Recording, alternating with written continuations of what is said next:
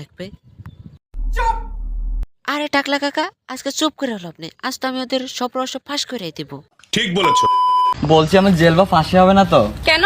তোমার নাম্বার চাওয়ার অপরাধে। আরে ভাই, তোর জেল বা ফাঁসি কিচ্ছুই হবে না, তুই আপুকে ফোনটা দে। আমার এই বাজে স্বভাব কোনদিন যাবে না, আমার এই বাজে স্বভাব ওয়েট ওয়েট ওয়েট, এটা কি ফোন না কাবার? আবার একটু দেখি তো। কোনদিন যাবে।